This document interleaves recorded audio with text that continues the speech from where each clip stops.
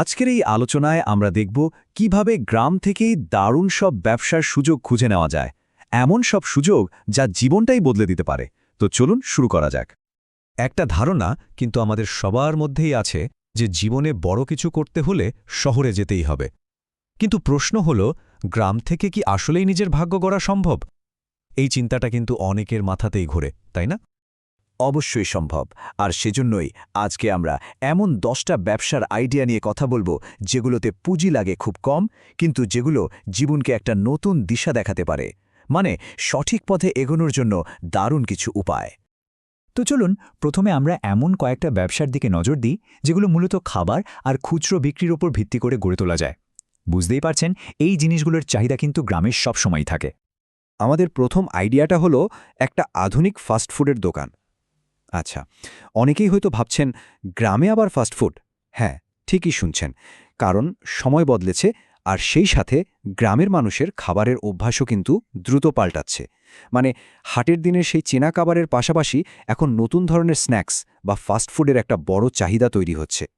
তাহলে প্রশ্ন হলো, এই ব্যবসাটা সফল করতে গেলে কি কি লাগবে? দেখুন, সবচেয়ে বড় সুযোগটা হলো গ্রামের মানুষের রুচি বদলাচ্ছে, আর শুরু করাটাও কিন্তু একদম সহজ। একটা গ্যাস সিলিন্ডার আর একটা সাধারণ ঠেলাগাড়ি হলেই চলে, কিন্তু আসল খেলাটা হলো দুটো জায়গায়। এক, সঠিক লোকেশন বেছে নেওয়া, যেমন ধরুন বাজার বা কোনো ব্যস্ত মোড়। আর দুই, খাবারের মান আর পরিষ্কার পরিচ্ছন্নতার ব্যাপারে একদমই আপোষ না করা। আচ্ছা, এবার আসি আমাদের 2 নম্বর আইডিয়ায়। সেটা হলো মিষ্টির দোকান। এটা শুনতে খুব সাধারণ লাগলেও অসম্ভব লাভজনক একটা ব্যবসা। আর সবচেয়ে মজার ব্যাপার কি জানেন? শুরুতে কিন্তু নিজের হাতে মিষ্টি বানানোরও কোনো দরকার নেই।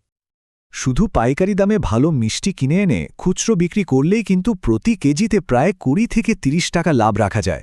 ভাবুন তো, বেশ কম পরিশ্রমে দারুণ একটা আয়ের পথ।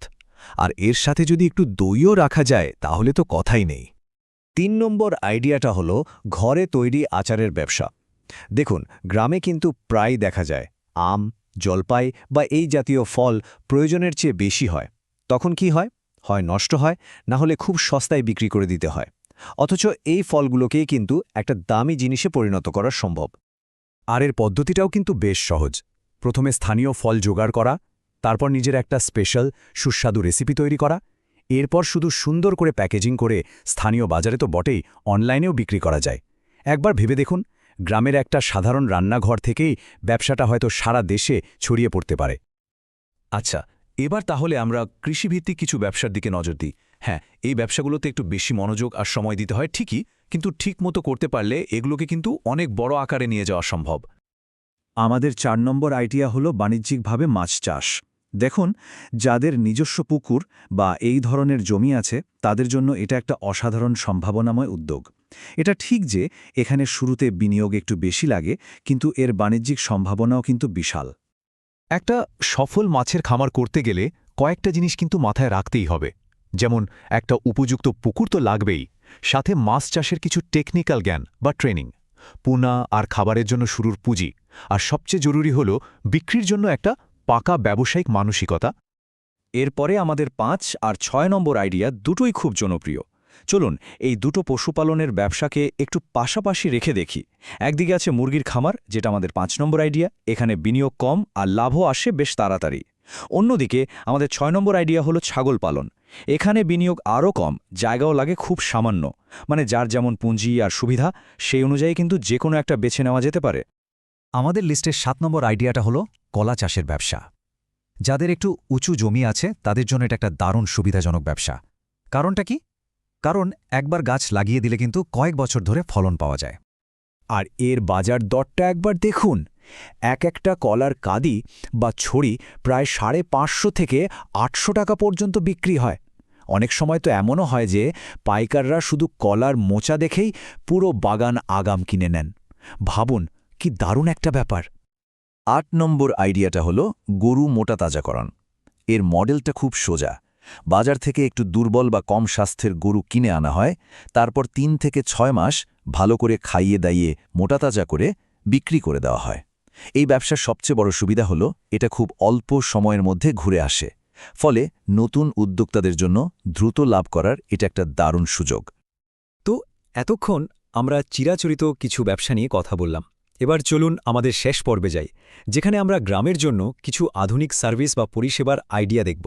কারণ প্রযুক্তি আর নতুন নতুন স্কিল কিন্তু এখন গ্রামেও আয়ের অনেক নতুন দরজা খুলে দিচ্ছে। আমাদের ৯ নম্বর আইডিয়াটা পুরোপুরি আধুনিক একটা ব্যাপার, ভিলেজ ভ্লগিং। মানে গ্রামের আটপোড়ে জীবন, এখানকার প্রকৃতি বা কৃষিকাজ এ সব কিছু ক্যামেরায় ধরে বিশ্বের মানুষের কাছে পৌঁছে দেওয়া। বিশ্বাস করুন, শহরের দর্শকদের কাছে এই ধরনের কন্টেন্টের জনপ্রিয়তা এখন আকাশ ছোঁয়া। ১০ নম্বর, অর্থাৎ আমাদের শেষ আইডিয়াটা বেশ অন্যরকম, দলিল টাইপিং সহায়ক।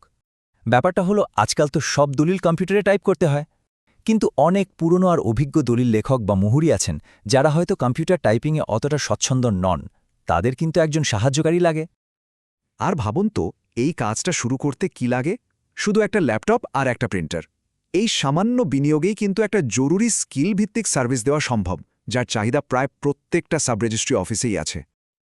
তাহলে পুরো আলোচনা থেকে আমরা কি বুঝলাম?